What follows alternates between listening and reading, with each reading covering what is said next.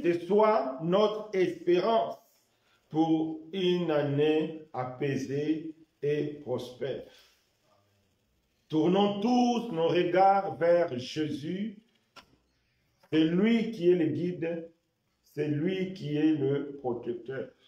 Pour une bonne année, la seule solution, c'est le regard vers Jésus. Que cette année nous soit vraiment douce et prospère au nom de Jésus-Christ. Amen. Donc, nous allons prier. Nous allons prier pour commencer notre prédication. Éternel Dieu des armées, merci pour ta grâce. Merci parce qu'à travers ces moments, nous voulons t'écouter. À travers ces moments, nous voulons recevoir la vie. Rien que la vie, pas autre chose que la vie. Merci de parler à chacun de nous. Merci de nous aider à réaliser ta pensée, à réaliser ta volonté, éternel mon Dieu, parce que l'objectif, c'est d'être agréable. À cette nouvelle année, surtout qu'aujourd'hui, c'est le premier dimanche de l'année, nous voulons vraiment que ce soit le dimanche que tu vas mettre la base, la fondation, parce que sans la fondation, une maison ne peut tenir. Comme nous sommes aussi une maison spirituelle, nous avons besoin de la fondation, que le début, c'est le premier dimanche de ce 2021, soit vraiment une base, une fondation. Merci d'enlever tout ce qui est la pensée humaine. Merci d'enlever tout ce qui est idée humaine. Mais laisse vraiment que ta vie puisse couler à nous. Merci de parler à chacun de nous au nom puissant de Jésus-Christ. Amen. Amen. Que notre Dieu soit béni. Notre message d'aujourd'hui aura comme thème une génération bénie. Une génération bénie. Quand on parle de la génération, une génération, c'est un ensemble de personnes d'une même époque. Donc, on parle de notre époque, on parle de notre génération, c'est-à-dire nous tous jeunes et vieux, mais parce que nous sommes dans une même époque, donc nous sommes de la même génération. Alors, pour bien comprendre l'histoire des générations et des époques, donc on va prendre nos Bibles dans le livre de 1 Pierre. 1 Pierre 1, de 10 à 12. Prenons tous nos Bibles dans le livre de 1 Pierre.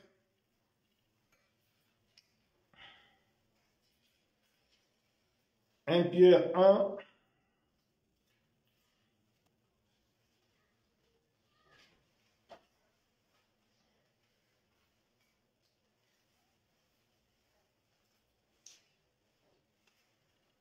Pierre 1, versets 10 à 12. On va lire la parole du Seigneur.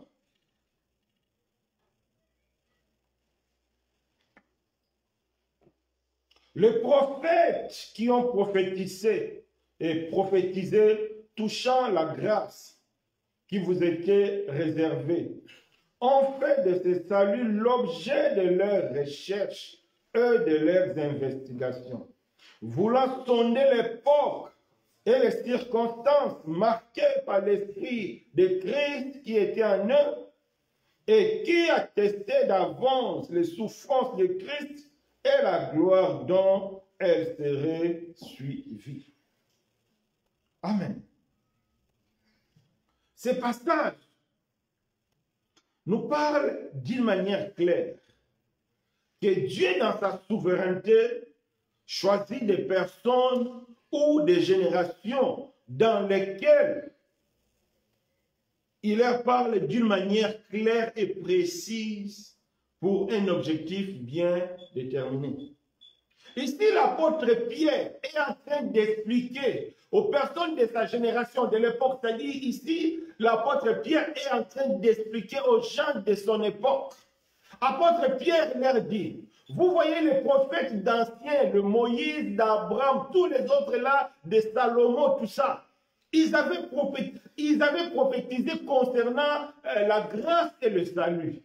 Mais bien qu'ils avaient prophétisé, Et même, ils ne comprenaient pas vraiment trop ce qu'il disait. Alors, ils ont voulu comprendre en profondeur. Ils ont voulu sonder les époques, sonder les circonstances pour comprendre la grâce et le salut en profondeur. Dieu les a dit, mes serviteurs, c'est bon, mais la compréhension profonde, ce n'est pas réservé à votre génération. Bien que vous avez prophétisé, bien que je vous ai utilisé, mais la compréhension profonde de la grâce et du salut ne vous est pas réservée.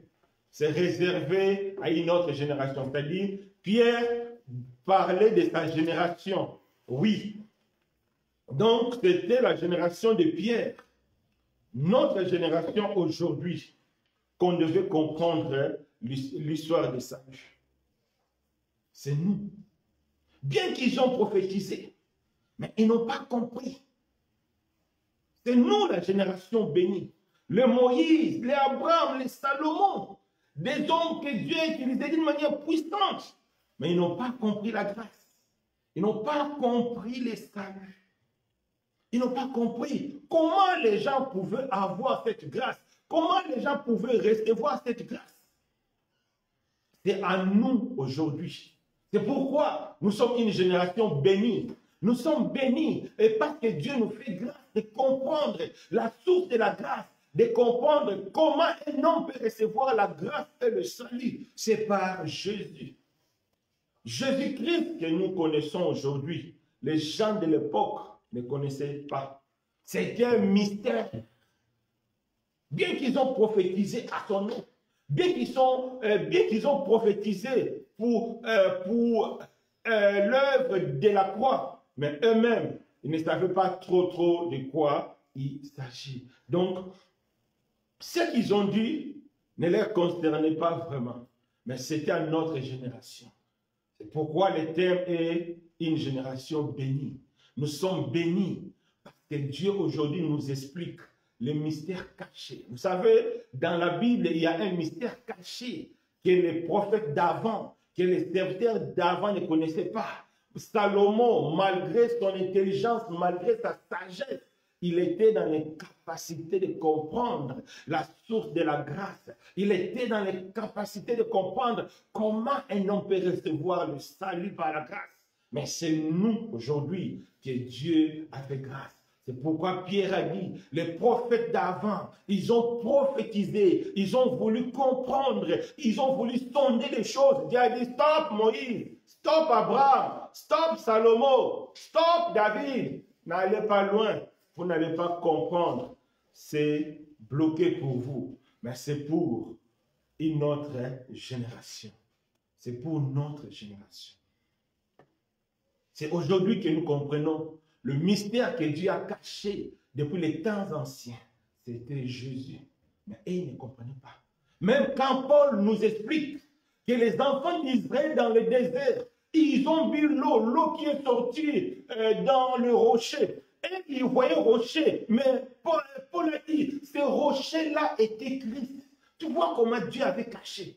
Et ils ont bu de l'eau. Et ils ont pensé tellement que non, c'était une simple eau. Non.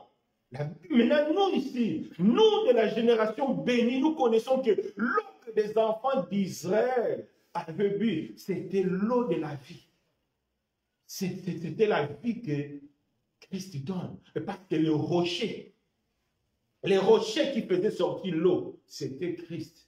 Donc nous voyons comment Dieu cache la révélation pour une génération et la dévoile pour une autre. Aujourd'hui, nous sommes une génération bénie parce que nous connaissons toutes ces choses-là. Tout. Prenons nos Bibles. Colossiens 1, verset 24 à 27. Colossiens 1, verset 24 à 27. Ici, c'est l'apôtre Paul qui dit, « Je me réjouis maintenant dans mes souffrances pour vous. Ce qui manque aux souffrances de Christ, je l'achève à ma chair pour son corps, qui est son Église. C'est d'elle que j'ai été ministre, selon la grâce que Dieu m'a donnée auprès de vous, afin que je l'annonçasse pleinement la parole de Dieu, les mystères cachés de tous les temps et dans tous les âges, mais révélés maintenant à ses saints. Ici, Paul explique qu'il se réjouit dans ses souffrances. Mais pourquoi Paul se réjouit dans ses souffrances? Ce n'est pas que la souffrance fait plaisir. Il n'y a aucune génération que la souffrance fait plaisir. Mais pourquoi Paul était joyeux dans ses souffrances? Tout simplement parce que Paul avait la connaissance, parce que Paul était de la génération que Dieu a dévoilé, que la souffrance que même les Jérémies ont vécue, en réalité, cette souffrance préfigurait la souffrance de Christ, préfigurait le moyen du salut. C'est pourquoi Paul était dans la joie. Parce que Paul a eu la connaissance que les Jérémies n'avaient pas, la connaissance que Osée n'avait pas. Vous savez, Dieu a dit à Osée d'aller prendre une prostituée et de faire des enfants avec une prostituée. Oh, les vieux Osée ne savaient pas. Il dit, bon, je vais quand même partir. Osée a fait des enfants avec une prostituée. Mais c'est aujourd'hui que nous comprenons la prostituée d'Osée n'était rien d'autre que nous, l'église de Dieu, parce qu'on était prostitués, rebelles, pécheurs. Et Osée préfigurait Christ. Tu vois, quand tu es une génération bénie de Dieu, tu as la connaissance. C'est la connaissance qui fait de nous une génération bénie. Pas autre chose. C'est la connaissance de Christ. C'est la richesse de Dieu. La richesse que Dieu a cachée depuis les temps anciens, de génération en génération. Vous voyez ce que Dieu a fait avec Moïse. Est-ce qu'il y a quelqu'un ici de notre génération que Dieu a fait des miracles comme il a fait avec Moïse? Mais malgré tout ce que Dieu a fait avec Moïse, mais Dieu avait caché à Moïse la connaissance de Jésus. C'est la richesse énorme pour nous. Nous sommes une génération bénie. Aujourd'hui, nous comprenons. Aujourd'hui, nous savons. C'est pourquoi Paul dit, je me réjouis dans mes souffrances. Parce que ce qui me manquait en Christ, c'est maintenant moi, je suis en train d'achever. Donc Paul était joyeux dans la souffrance. Ce n'est pas que la souffrance faisait plaisir, non. Parce que Paul avait compris que sa souffrance n'était rien d'autre que l'œuvre de la croix qu'il était en train de faire, d'accomplir pleinement la volonté de Dieu. Jérémie a été chicoté. S'il y a des personnes qui ont été chicotées pour Dieu, Jérémie fait partie. Malgré tout ça, Jérémie ne savait pas. Il parlait, il se lamentait, il ne savait pas pourquoi Dieu me laisse souffrir, pourquoi Dieu refuse que je puisse me marier, pourquoi Dieu refuse que je puisse acheter quelque chose. Mais c'est nous, la génération d'aujourd'hui, la génération bénie, nous savons que Dieu faisait tout cela. C'était à l'image du Christ. Toutes ces choses, c'était l'ombre des choses à venir. La réalité était en Christ. C'est pourquoi aujourd'hui, nous sommes une génération bénie. Parce que nous avons pleinement la connaissance de Jésus. C'est pourquoi dans cette génération, c'est lui qui va refuser de recevoir Jésus dans son cœur. Il va subir pleinement la colère de Dieu. Parce que Dieu s'est dévoilé d'une manière extraordinaire. D'une manière qu'il n'a pas fait avec Abraham.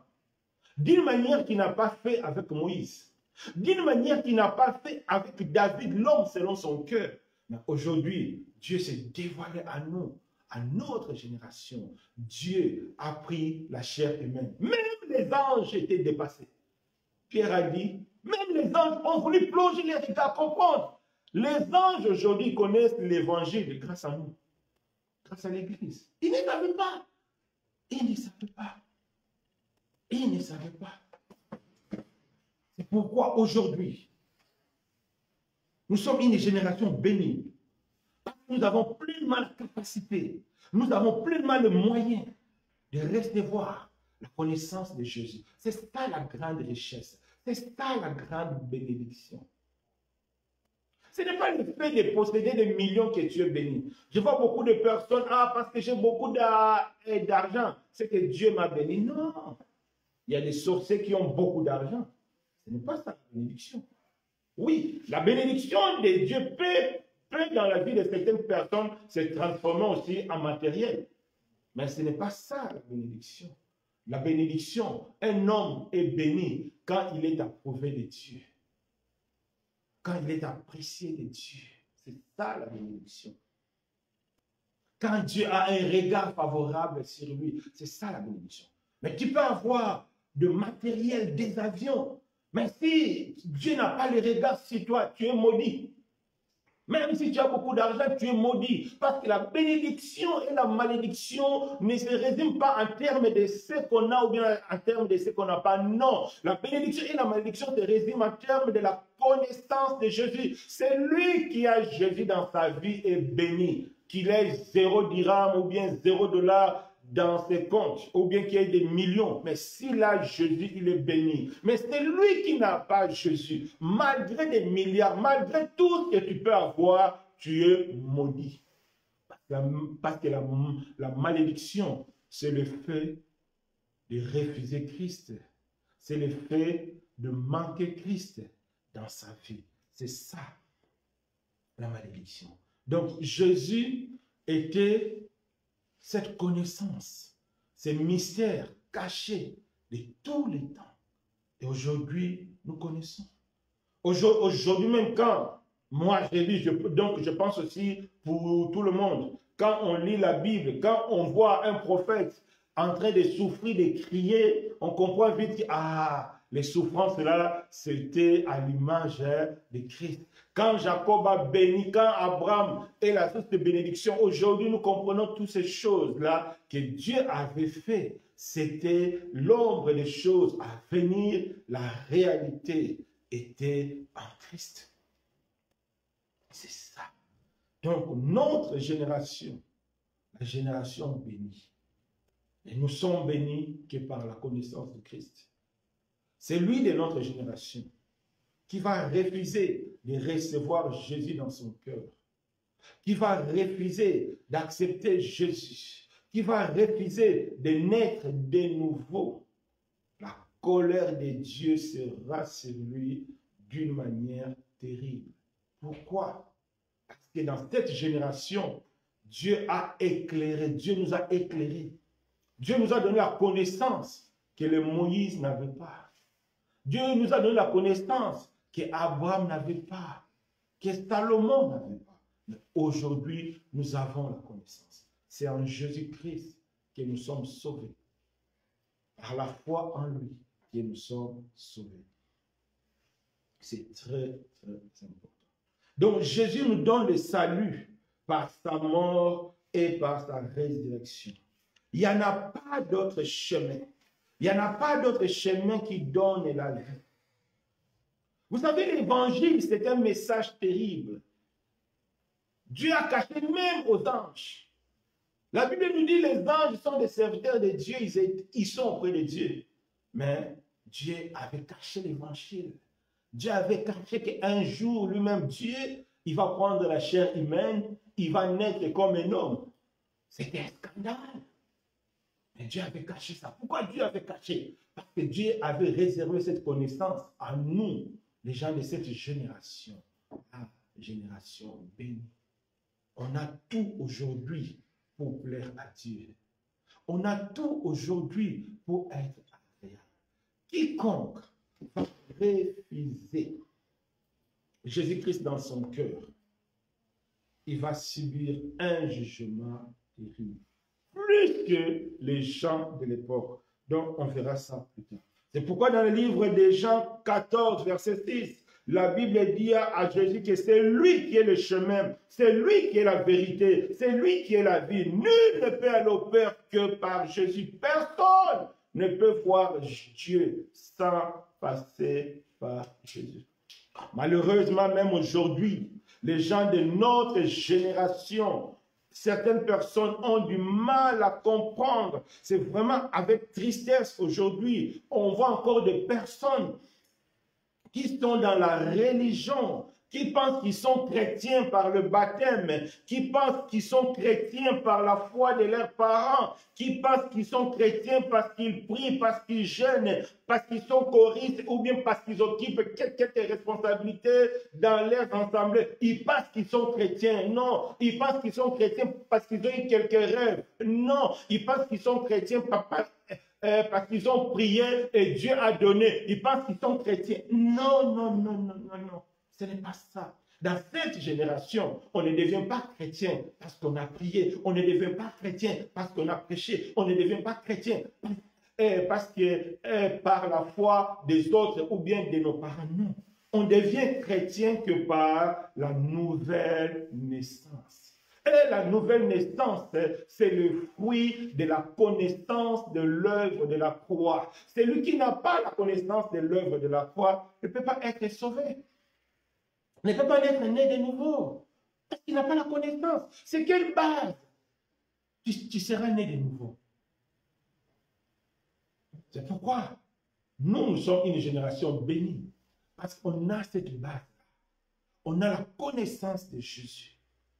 C'est par Jésus-Christ que nous devenons des chrétiens. Le moyen de la foi. Et on va naître de nouveau. L'ancienne nature va disparaître. Même le vieux Nicodème.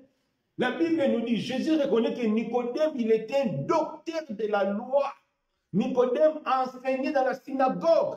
Mais le jour où le Seigneur l'a dit, Nicodème, il faut naître de nouveau. Nicodème a dit, moi, un vieux comme ça, je vais retourner encore dans le ventre de ma mère pour naître. Jésus a dit, oh, vieux Nicodème, toi, docteur, tu ne connais pas ces choses. Oui, ce sont des choses que Dieu a caché ça aux sages, aux intelligents, mais Dieu a révélé à ses enfants, à nous de la génération actuelle, de savoir que c'est par Jésus-Christ qu'on est sauvé, c'est par Jésus-Christ qu'on devient une nouvelle création. C'est la connaissance de Jésus qui fait la différence entre notre génération et les générations passées. C'est la connaissance de Jésus. C'est ça. Les mystères cachés. Beaucoup troublent. Oh non, dans la Bible, il y a un secret, il faut être dans telle religion pour chercher. Non, le seul mystère qui était caché, c'était Christ. C'est lui le mystère caché. Et notre génération d'aujourd'hui, Dieu a dévoilé cela. Amen. C'est ça, notre bénédiction. Dieu approuve notre génération pour que nous soyons sauvés. Il y a quelques jours, j'ai lu la réponse d'un prêtre. Il a répondu au pasteur Marcelo parce qu'en Côte d'Ivoire, le pasteur Marcelo avait dit qu'il ne faut pas prier Marie. Les gens qui prient Marie vont aller en enfer. Bon, je ne connais pas tous les détails qu'il a dit. Maintenant, le prêtre répond à Marcelo. Le prêtre a dit à Marcelo que non, nous ne prions pas Marie. Celui qui prie Marie ira en enfer. Mais la Bible nous dit prier les uns et les autres. Donc quand nous prions Marie, nous prions dans le sens que quand la Bible dit de prier les uns et les autres, bien que Marie est morte, mais la Bible dit encore que celui qui est mort dans le Seigneur, bien qu'il est mort, il est vivant. Donc c'est pourquoi il prie Marie, parce que Marie est toujours vivante dans le Seigneur. Ça, c'est une explication qui vient tout droit de l'enfer. Tout droit de l'enfer. Quand la Bible dit, celui qui sont morts en Christ sont vivants, Dieu ne parle plus des vivants qui vont écouter la prière des autres pour transmettre à Dieu. Dieu ne parle plus des vivants qui vont voir ou bien qui vont manger. Non, Dieu parle des vivants par rapport à la vie qui sont en Christ. Oh, il n'y a plus de relation entre les vivants et les morts. Ils sont morts. Mais ils sont vivants dans le Seigneur pour le salut. Ils ne sont pas vivants pour écouter la prière des autres et transmettre à Dieu. C'est faux. Ça, c'est une explication qui n'a aucune base biblique. Non, c'est de l'idolâtrie. C'est pourquoi Dieu serait en colère contre quiconque qui refuse la vraie connaissance, quiconque qui refuse la connaissance de Jésus. C'est ce que Paul a dit. C'est à cause de la connaissance, à cause de l'excellence de la connaissance du Christ qu'il voit tout comme la boue. Pourquoi Paul voyait tout comme la boue? C'est à cause de l'excellence de la connaissance de Christ. C'est la connaissance de Christ qui fait la différence. C'est la connaissance de Christ qui fait que notre génération soit bénie. Parce que maintenant, on connaît que c'est par Jésus-Christ que nous sommes sauvés. Vous savez, les gens qui vont se retrouver en enfer, ce n'est pas qu'ils sont plus méchants que les autres, non. Les gens qui vont se retrouver en enfer, c'est tout simplement, c'est parce qu'ils ont refusé Jésus. Parce qu'ils ont refusé la connaissance de Jésus. Parce qu'ils ont refusé de naître de nouveau pour certains. C'est ça. C'est le refus de la connaissance de Jésus qui pousse les gens à devenir des voleurs, des menteurs, des méchants. Un méchant, c'est celui qui refuse Jésus. Un méchant, c'est celui qui refuse la connaissance de Jésus. Et comme conséquence de ce refus, c'est être méchant. On devient méchant, on devient donc fornicateur, on devient voyou, on devient tricheur, on devient méchant. C'est la conséquence. On devient adultère. C'est la conséquence du refus de connaître Jésus. C'est ça. C'est pourquoi les gens iront en enfer. Ils ont refusé Jésus. C'est très important, mais bien aimé. Donc, la connaissance de Jésus, c'est le premier atout de notre génération. C'est pourquoi nous sommes une génération bénie. Parce qu'on a cette connaissance. C'est pourquoi même la Bible dit, mon peuple périt faute de connaissance. Ce qui compte devant Dieu, c'est la connaissance. Parce que c'est la connaissance de Christ même qui nous transforme. Aujourd'hui, nous voyons des chrétiens bizarres. Leur vie n'ont rien à tirer des païens, tout simplement. Bien qu'ils se disent chrétiens, en réalité, ce sont des personnes qui n'ont aucune relation avec Christ. Ce sont des personnes qui n'ont pas la connaissance de Christ. C'est pourquoi ils ne sont pas transformés. Parce que la connaissance de Christ transforme. Oui. La Bible dit la connaissance de Christ ne peut pas nous laisser stériles. Non, c'est lui qui connaît véritablement Jésus, Seigneur et Sauveur. C'est lui qui comprend véritablement l'œuvre de la croix. Sa vie portera des fruits. C'est naturel. C'est quelque chose de naturel. C'est comme quand tu fais l'eau au feu. Naturellement, ça va chauffer. C'est naturel. C'est une évolution naturelle. C'est la connaissance de Jésus qui nous transforme. Et notre génération est bénie. Aujourd'hui, on a cette connaissance.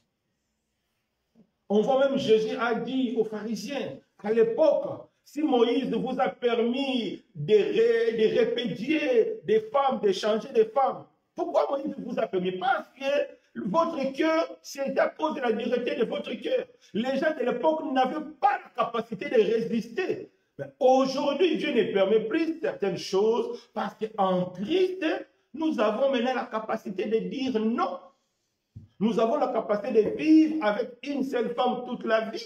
Nous avons la capacité de rester chaste jusqu'au mariage. Nous avons la capacité de rester d'inciter parce que la connaissance de Christ nous rend disponible. La connaissance de Christ nous rend capable. C'est pourquoi nous sommes une génération bénie. Parce qu'on a un instrument terrible, prêt à nous transformer, prêt à nous changer. La connaissance de Jésus. Pas autre chose. Les anges que nous connaissons, cherchez à connaître de quoi il s'agit. Cherchez à plonger les regards et dire, ah, mais ça, quel message là encore? Ça, quel nouveau message là encore? Dieu a dit, non, non, non, les anges après. C'est d'abord mon Église. C'est d'abord la génération bénie, la génération d'aujourd'hui. Le deuxième atout que notre génération a, même les Paul n'avaient pas, même les Pierre n'avaient pas. Nous et les Paul, on a, oui, le premier atout, la connaissance du Christ. Mais il y a un deuxième atout aujourd'hui que notre génération a, que les Paul et les Jacques et le Matthieu n'ont pas vu. Au regard de tout ce qui se passe aujourd'hui, je crois vraiment que notre génération est bénie. Parce qu'aujourd'hui, Dieu, dans sa souveraineté, nous fait voir d'une manière claire des signes supplémentaires qui annoncent le retour du Christ. Les signes que les générations anciennes n'ont pas vus, mais c'est que nous vivons aujourd'hui. C'est vrai, Paul et Pierre, ils ont prophétisé, ils ont annoncé des choses terribles, mais ils n'ont pas vu ce que nous voyons aujourd'hui. Nous sommes une génération bénie, parce qu'aujourd'hui, Dieu nous fait voir des choses terribles. Pour beaucoup de personnes, coronavirus, c'est seulement l'histoire des virus, l'histoire de la crise sanitaire, non. Mais pour une génération bénie, coronavirus, corona n'est pas toujours le problème sanitaire, mais c'est aussi l'accomplissement de la parole. C'est l'accomplissement de la parole que Dieu a prononcée. C'est ça aussi, le coronavirus. Parce que nous sommes une génération bénie. Dieu a ajouté encore quelque chose de plus que les autres n'ont pas vu. Les gens de l'époque de Pierre et Paul, ils pensaient que vraiment Jésus allait venir à leur génération parce qu'ils ont vu quelques signes. Mais leurs signes étaient insuffisants. Et nous allons comprendre pourquoi. Mais nous, aujourd'hui, nous sommes une génération bénie. Parce qu'autour de nous, Dieu est en train de réaliser des choses terribles. Dieu est en train de réaliser des choses pas possibles. Prenons nos Bibles pour voir quelques signes et comprendre pourquoi notre génération est bénie par rapport aux autres. Luc 21. Luc 21.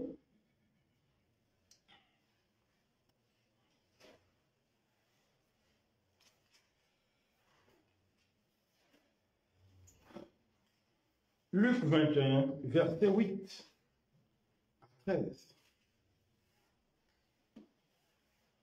Jésus répondit, « Prenez garde que vous ne soyez séduits, car plusieurs viendront à mon nom, disant, c'est moi, et le temps approche.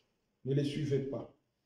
Quand vous entendez parler de guerre et de soulèvement, ne soyez pas effrayés, car il faut que ces choses arrivent, premièrement, mais ça ne sera pas encore la fin. Il leur dit encore, non, il leur dit, une nation se lèvera contre une nation, un royaume contre un royaume. Il y aura de grands tremblements de terre, en divers lieux, de peste, de famine. Il y aura des phénomènes terribles et des grands signes dans le ciel. Oui. Ici, Dieu nous annonce. Ça, c'est la génération de Pierre et Paul qui nous ont écrit. Mais quand ils écrivaient, le Seigneur a dit, ce n'est pas encore le temps. Ces choses-là vont arriver. Ça va encore arriver. Oui, mais certaines personnes peuvent dire, mais ici, on n'a pas écouté Corona dedans. Non. Dieu savait que s'il parlait de Corona ou bien des autres maladies, à l'époque, les gens n'allaient pas comprendre. Quand on parle ici des pestes, c'est des grandes pandémies. Donc, c'est dans la classe de Corona, tout ça, on les considère comme des pestes. Tu vois, Dieu avait déjà prévu par la bouche de Paul, de Pierre, des autres apôtres, des autres serviteurs avant, qu'il y aura des moments difficiles, des tremblements de terre. Oui, c'est vrai. À l'époque aussi, il y avait. Mais pourquoi notre génération, on va dire que ces choses-là, ces signes, sont vraiment plus proches de la fin que leur génération? Pourquoi? Parce que c'est le même message, c'est les mêmes paroles. Mais comment nous, on peut dire que notre génération est bénie parce que nous avons vu des signes qui nous rapprochent vraiment tout près de la fin que leur génération? Prenons Matthieu 24, là, nous allons comprendre. Matthieu 24, on va comprendre pourquoi aujourd'hui notre génération est plus proche de la fin que leur génération. Matthieu 24. Matthieu 24. À partir du verset 4, écoutons ce que la Bible dit. Jésus leur répondit, prenez garde que personne ne vous séduise. Donc, c'est ce qu'il a dit aussi dans Luc 21, c'est-à-dire, Dieu nous dit de prendre garde, que personne ne nous séduise. Il y aura des faux prophètes, il y aura tout ça.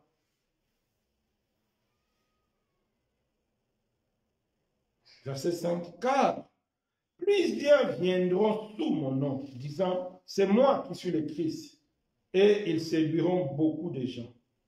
Vous entendrez parler de guerre, des bruits de guerre.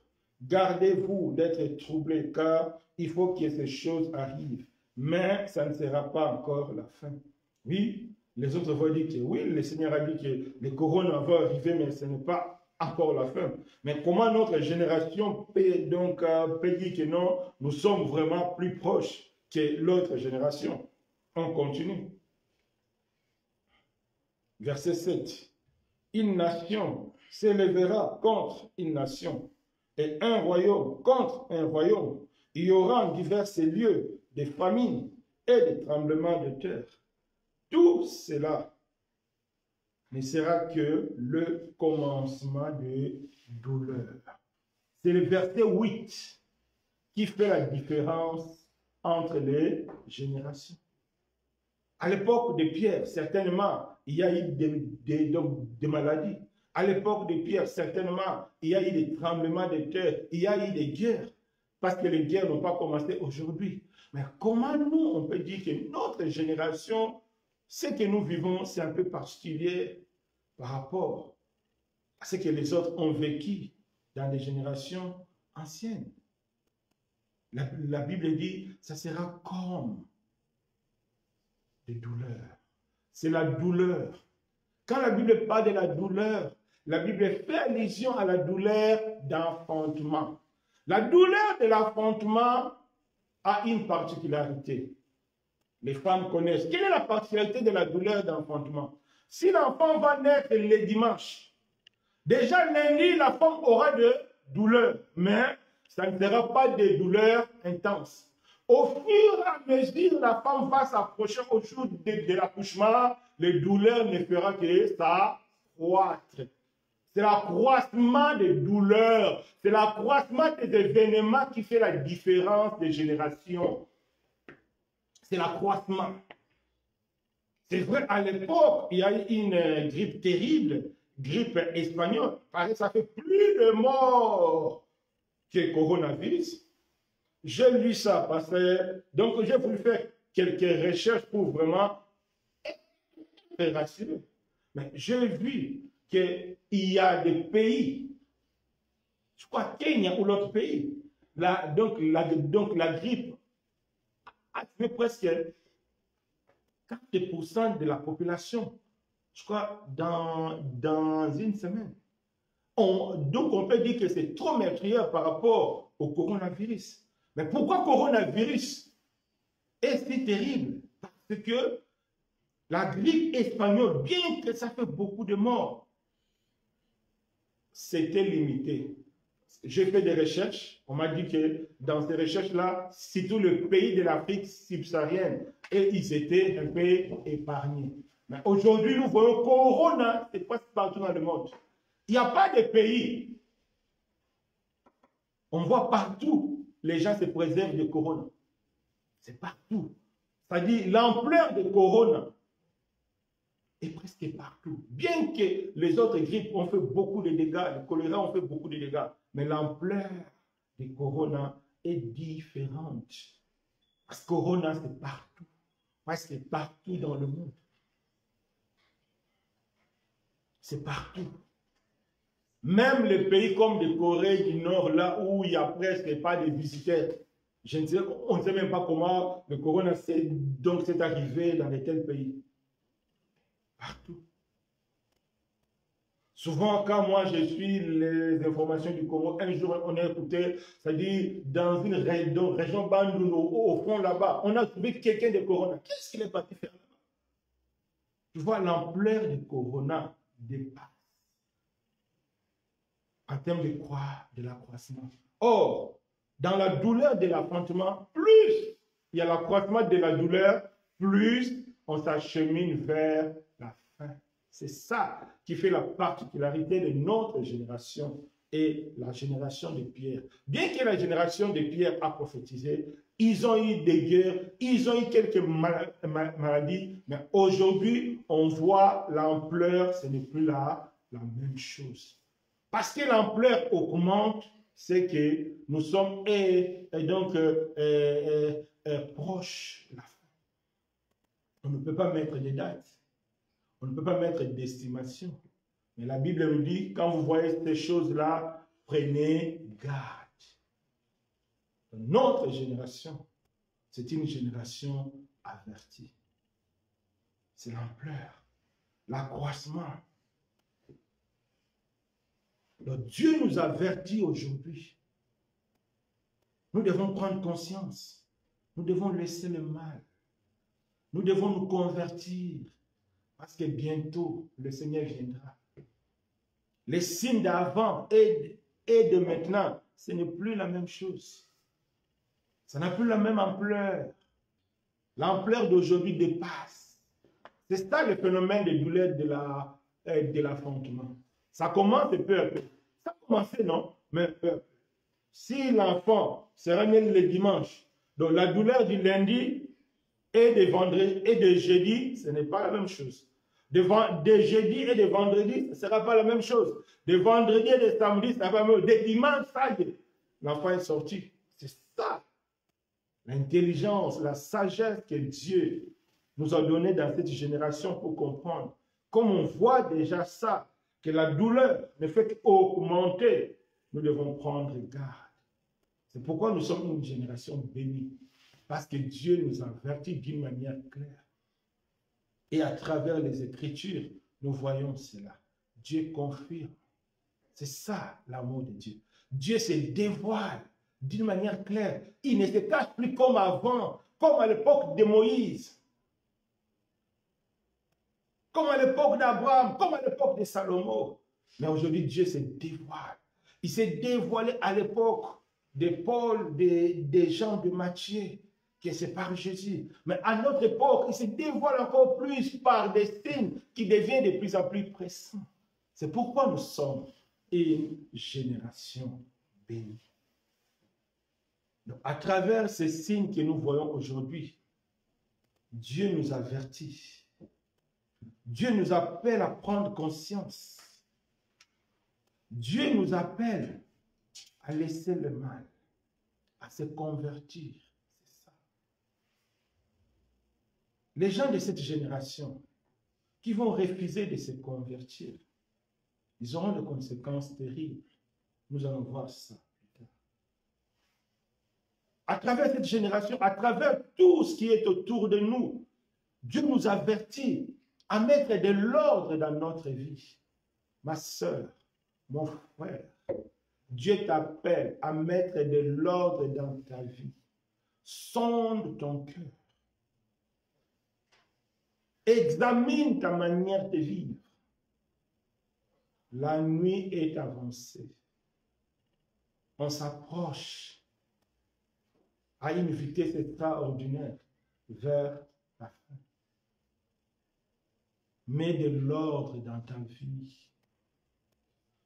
Mets de l'ordre dans ta vie, ma sœur. Mets de l'ordre dans ta vie, mon frère. Ne te conforme plus au temps présent. À travers tout ce que nous voyons, Dieu nous avertit pour que nous demeurions fermes dans la foi. Oui, nous devons demeurer fermes dans la foi. Il y a trop de difficultés. Il y a trop de soucis. La Bible est claire. Les douleurs de l'affrontement.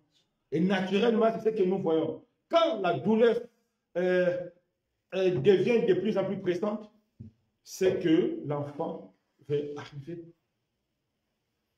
Et la douleur amène plusieurs phénomènes. Aujourd'hui, nous voyons des crises, nous voyons des faillites, nous voyons des familles divisées. Pour nous, c'est un signe de demeurer ferme dans la foi, parce que nous sommes une génération bénie. Dieu nous explique. On a la connaissance que les autres n'avaient pas. Et nous avons cette connaissance.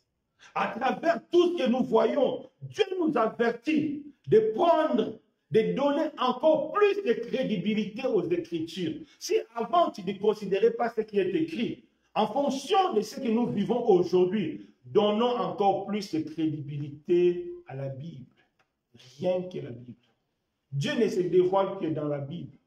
On ne doit pas aller chercher dans les livres, dans les doctrines de nos assemblées. Non, c'est dans la Bible et rien de la Bible. C'est pourquoi Dieu nous dit, il ne faut pas aller au-delà de ce qui est écrit. Nous devons rester dans ce qui est écrit.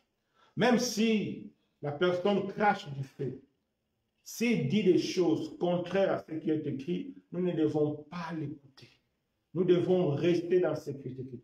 On peut être minoritaire. Vous savez, avec Dieu, ce n'est pas question de minorité ou question de majorité. Avec Dieu, il y a seulement une seule question, la vérité. Tu es dans la vérité ou pas? Que vous soyez 2, que vous soyez 3, que vous soyez 1000, que vous soyez 10 000, Dieu, ce n'est pas le nombre qui l'intéresse. Dieu n'est intéressé qu'avec la vérité. La vérité qui est intéressée. Est-ce que tu es dans la vérité? Ça, c'est ça qui intéresse Dieu. Ce n'est pas la couleur de votre assemblée. Ce n'est pas la taille de votre assemblée. Ce n'est pas le nombre des jeunes. Aujourd'hui, les gens ont donné des jeunes d'Esther, jeunes de Moïse, jeunes ceci. C'est bien de faire tout ça. Mais si tu n'es pas dans la vérité, tes jeunes d'Esther, tes jeunes de Moïse ne te serviront à rien du tout. Parce que Dieu n'est pas dans l'activisme. Dieu est d'abord dans la vérité. Pour que nos œuvres prennent un sens dans la présence de Dieu, nous devons d'abord être dans la vérité. La vérité est notre fondation. Dans une maison, s'il n'y a pas de fondation, la maison ne peut pas se tenir. C'est pareil avec la foi chrétienne. Si tu n'es pas fondé sur la vérité qui est Christ, parce que la Bible nous dit, nous ne devons pas ajouter ou bien créer un autre fondement qui était déjà posé. Quel est le fondement qui était déjà posé? C'est Christ. Dieu l'a posé ça depuis les temps anciens. Mais sauf que dans les temps anciens, c'était voilé. Nous sommes une génération bénie, c'est pourquoi Dieu dévoile tout ça. Donc Dieu nous avertit. À partir d'aujourd'hui, nous devons prendre au sérieux les Écritures. Je vous conseille à vous, mes frères et sœurs, à partir d'aujourd'hui, faisons un programme de méditation. Nous devons méditer chaque jour la Bible, rien que la Bible. Même si tu reçois des visions, des rêves, des prophéties, il faut tout examiner. Malheureusement, aujourd'hui, beaucoup ont délaissé la Bible pour se consacrer aux rêves. J'ai rêvé ceci, j'ai vu ceci, quelqu'un dit ceci. Et non!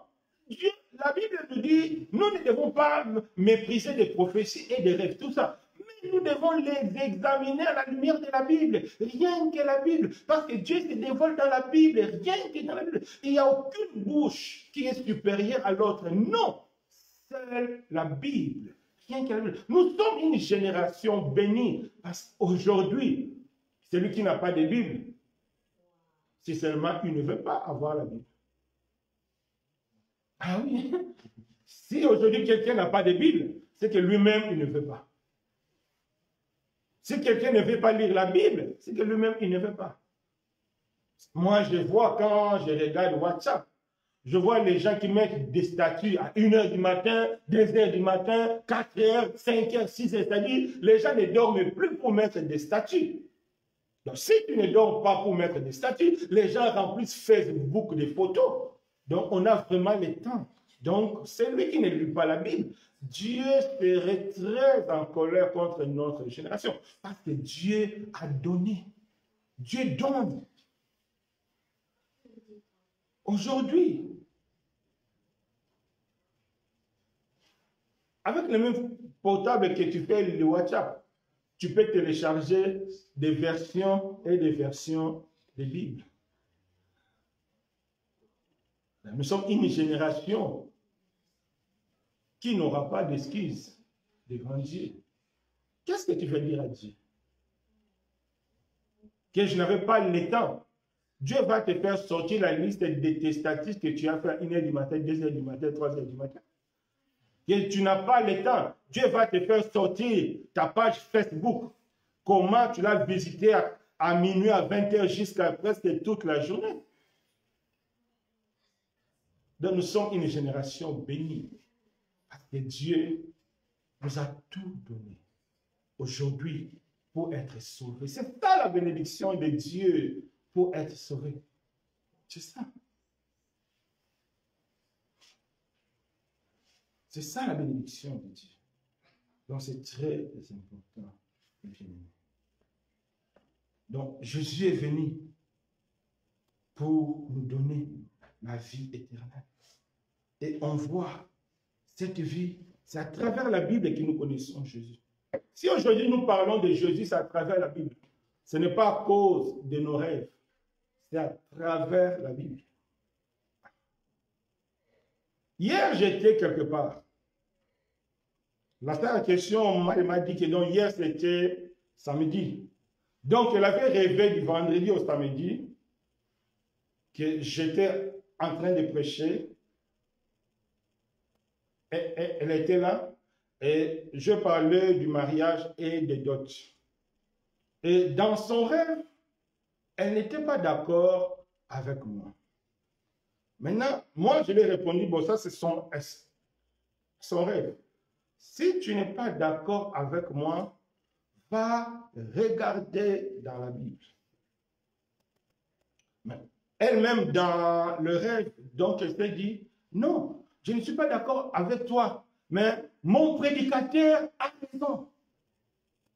Hier, quand j'ai parlé à la sœur, j'ai dit, réfléchis un peu.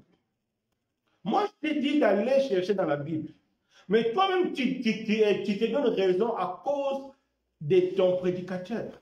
C'est ça un peu qui fait des problèmes ici. Aujourd'hui, on a plus confiance aux paroles de certaines personnes. Parce qu'ils sont bien habillés, cravate 3 étoiles, ils roulent en Mercedes. Nous pensons que la prospérité matérielle égale à la vérité suprême. Non. La vérité, c'est ce qui est écrit. Jean-Baptiste, il avait un habit de peau des animaux. Le pharisien était bien loti, mais c'est Jean-Baptiste qui était dans la vérité. Pourquoi? Parce qu'il disait que c'est que Dieu l'avait communiqué. Donc la vérité, c'est ce qui est écrit. Même dans le rêve, j'ai dit à la sœur, va regarder dans la Bible. Va regarder dans la Bible. Mais elle me disait, non, mon prédicateur a raison. J'ai dit que non, va regarder dans la Bible. Donc, cela montre que Dieu nous appelle à demeurer dans la Bible. Rien que dans la Bible. L'ampleur qui est encore différente de l'ancienne génération. La Bible dit, il faut que cette bonne nouvelle soit annoncée partout. Et après sera la fin. Je pense que nous sommes une génération avec l'Internet, avec Facebook, avec les groupes. Maintenant, aujourd'hui, la parole est partout. Aujourd'hui, on a commencé en retard. Mais j'ai eu 2 messages. L'autre de Kinshasa, l'autre de Côte d'Ivoire.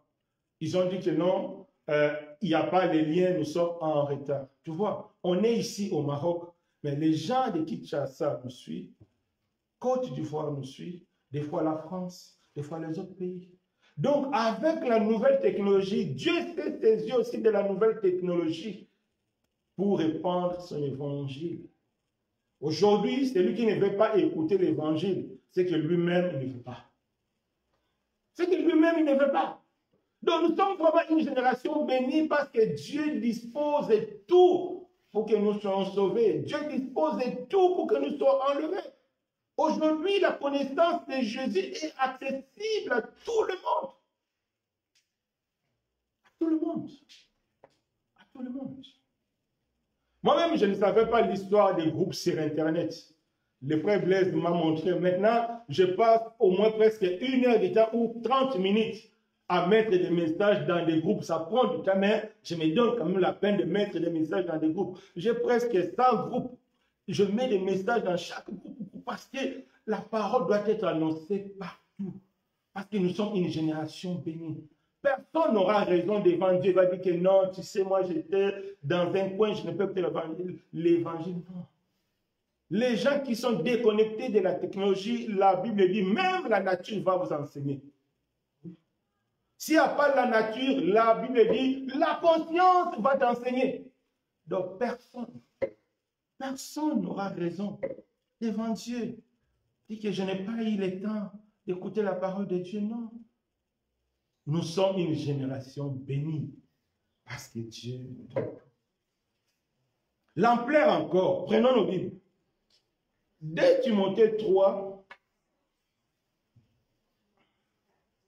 2 Timothée 3, on voit encore que l'ampleur des choses nous rend vraiment différents des autres générations.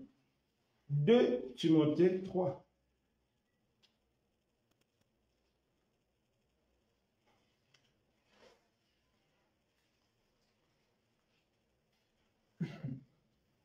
Le 2 Timothée 3, de 1 à 5. Écoutons.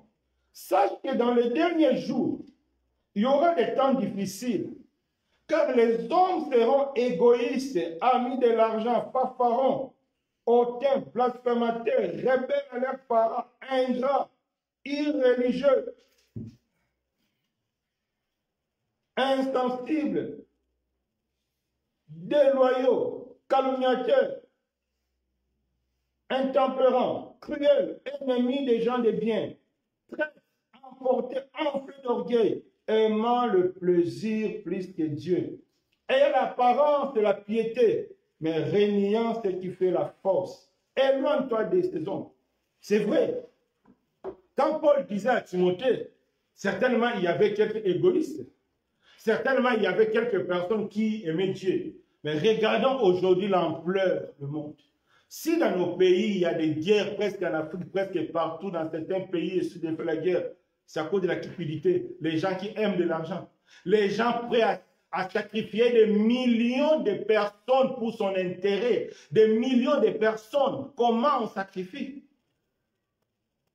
Quand tu vois des pays comme le Congo, ils vont vous dire qu'il y a eu plus de 10 millions ou bien 8 millions de morts. 8 millions veut dire Congo, Brazza, Gabon mélangé et les autres pays. Regarde. Et quand tu veux sonder toutes ces guerres-là, Yémen, Irak, tout ça, il y a toujours l'odeur de la corruption, l'odeur de l'argent. C'est-à-dire l'ampleur ne fait qu'augmenter. Donc l'ampleur, l'égoïsme aujourd'hui cause plus de dégâts qu'avant.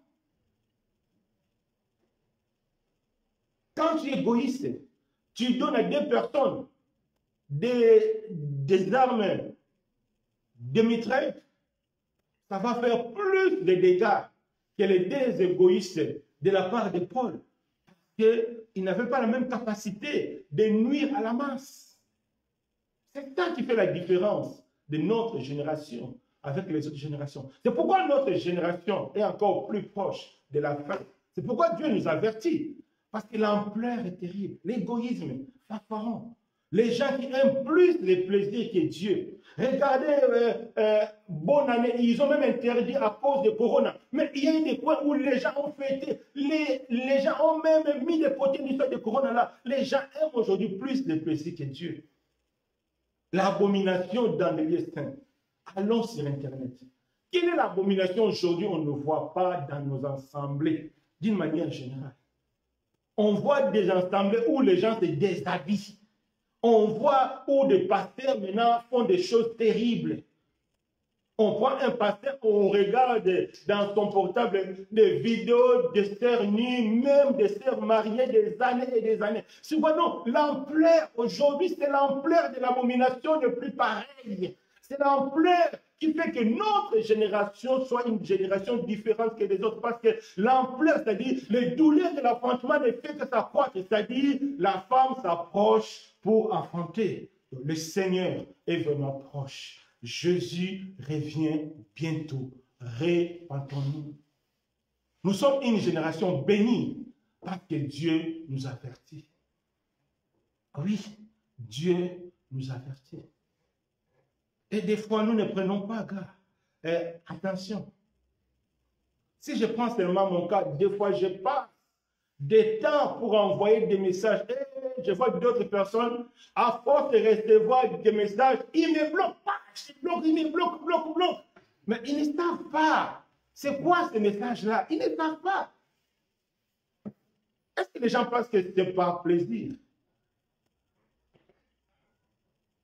Des fois, j'ai mal aux pieds, mais je marche de maison à maison, mais certaines personnes, ils te voient, ils ne portent même pas attention. Ils ne savent pas quelle est la souffrance que je fais pour arriver chez lui. En réalité, c'est Dieu qui occasionne ça. Pourquoi? Mais parce que nous sommes une génération bénie. C'est pourquoi Dieu envoie des personnes chez toi pour t'annoncer la bonne nouvelle. La nouvelle qui a été cachée depuis les générations anciennes. Mais Dieu a révélé aujourd'hui en Christ. On a la possibilité d'écouter Christ.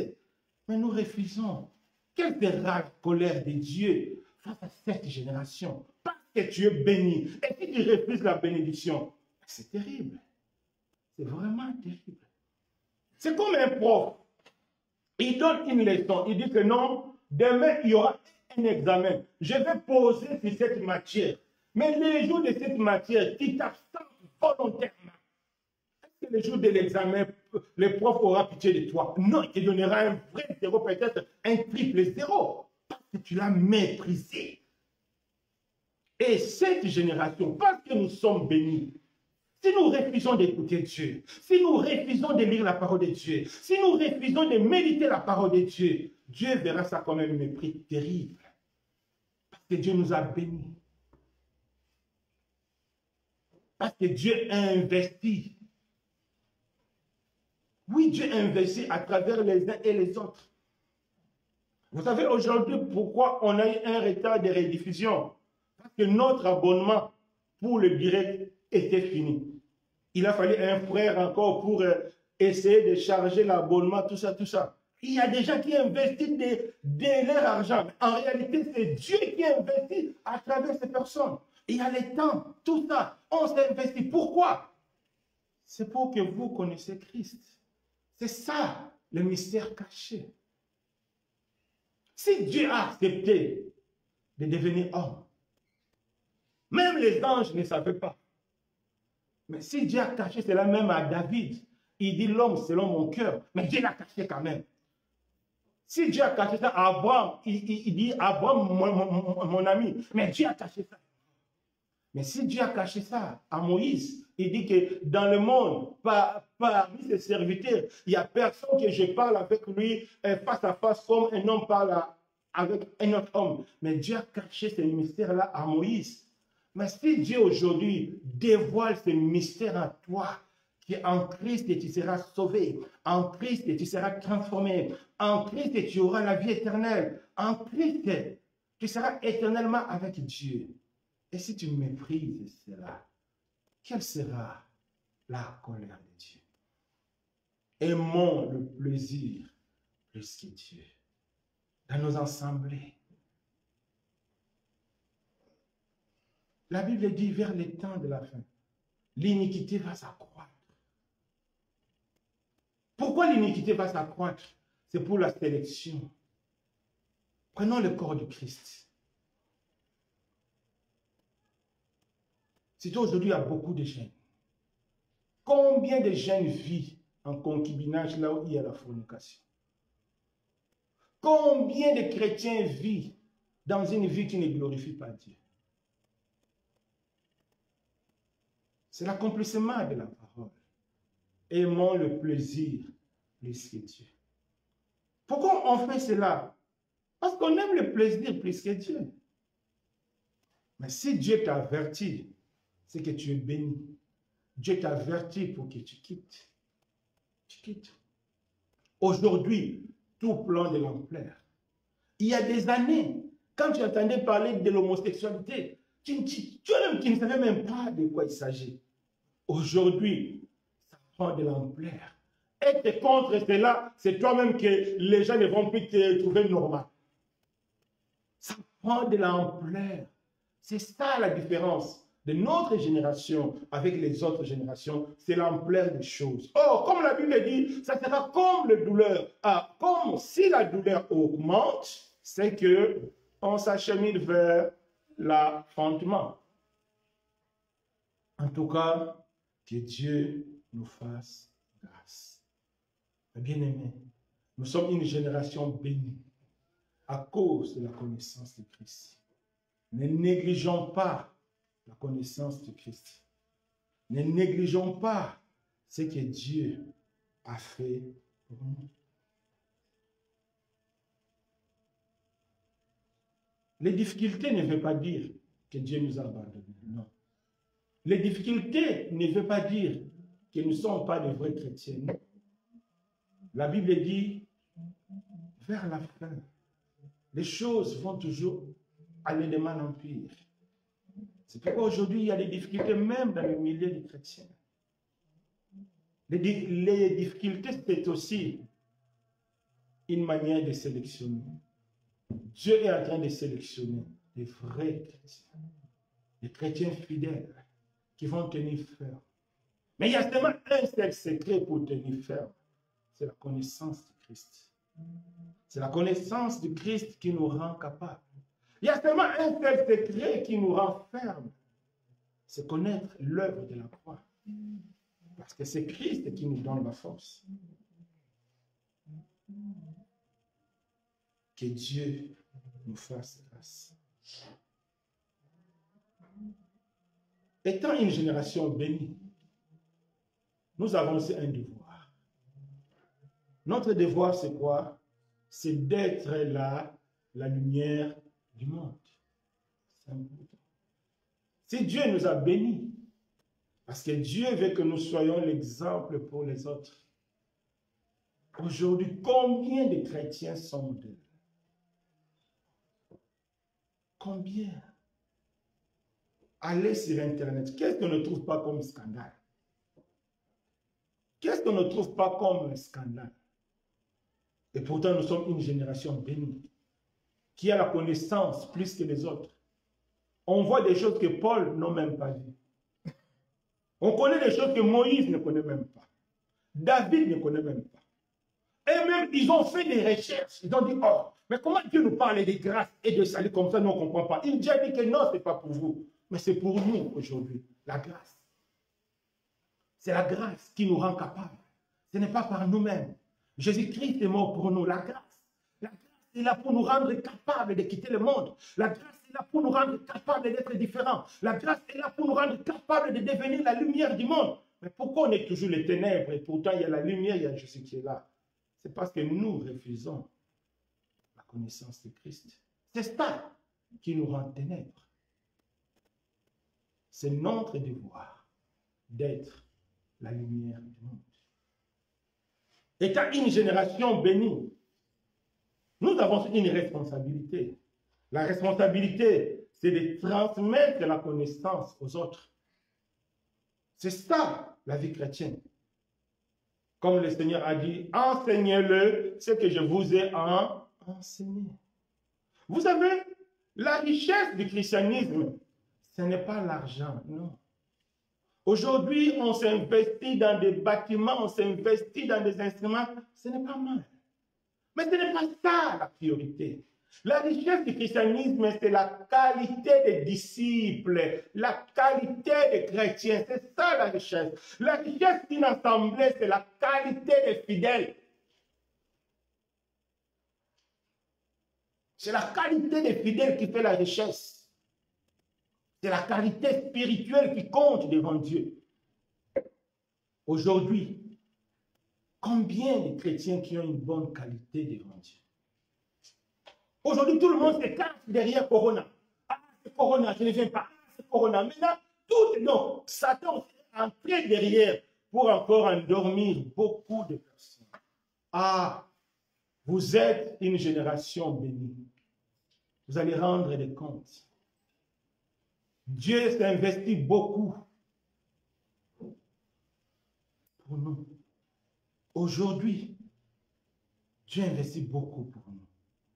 Étant une génération bénie, il y a une réalité. Des fois, ça nous dérange. Moi-même, ça me dérange. Notre jugement sera sévère. Oui. Notre génération. C'est pourquoi même la Bible dit qu'il n'y ait pas beaucoup d'enseignants. Parce que notre jugement sera sévère. Vous savez pourquoi notre jugement sera sévère? Prenons nos Bibles vite pour aller. Luc 12, verset 48.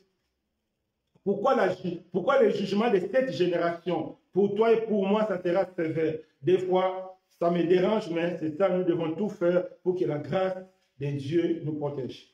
Luc 12, verset 48. On va lire. Luc 12, verset 48. La Bible dit, mais celui qui, n'ayant pas connu, a fait des choses dignes de châtiment, sera battu de peu de coups. On demandera beaucoup à qui l'on a beaucoup donné. On exigera davantage à celui à qui on l'a beaucoup confié. Notre génération, Dieu a beaucoup donné. On a la connaissance que Moïse n'avait pas. Moïse avait frappé sur un rocher. Aujourd'hui, nous comprenons que ce n'était pas sur un rocher, c'était sur Christ. Parce que la Bible dit, le rocher là était Christ.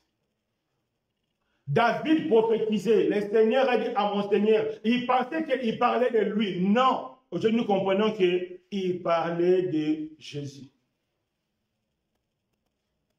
Osée a pris une prostituée. Et il pensait que c'était seulement les sentiments d'Osée. Mais nous, aujourd'hui, on a compris que c'était Christ qui allait prendre nous, les prostituées, nous, les voyous. Oui. Dieu nous a beaucoup donné cette génération. Dieu a rendu l'Internet accessible pour véhiculer. Dieu savait que le corona allait venir. Dieu savait que Satan allait profiter pour mettre fin, c'est-à-dire à la propagation de l'évangile. Mais Dieu sait faire des choses. Dieu avait prévu l'Internet pour véhiculer le message. Tu as la connexion chez toi. Tu passes le temps à regarder le film, le match. Tu n'as pas le temps pour la prédication. Tu n'as pas le temps pour lire la Bible. Dieu te demandera beaucoup. Parce que Dieu t'a donné beaucoup aussi, Dieu te demandera beaucoup. Nous sommes une génération bénie. Notre jugement aussi, ça sera terrible. Prenons encore nos Bibles. C'est quoi? Peut-être notre dernier verset. Matthieu 11. Matthieu 11. On s'excuse aujourd'hui, on est un peu long. Bon, on a aussi commencé en retard.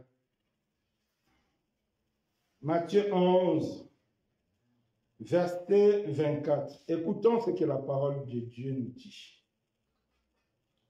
C'est pourquoi, je vous le dis, au jour du jugement, le pays de Sodome sera traité moins rigoureusement que toi. Ici, si on remonte à partir du verset 20, la Bible nous dit, alors il s'est mis à faire des reproches aux villes dans lesquelles dans lesquelles avaient eu lieu la plupart de ces miracles, parce qu'ils ne s'étaient pas répandus.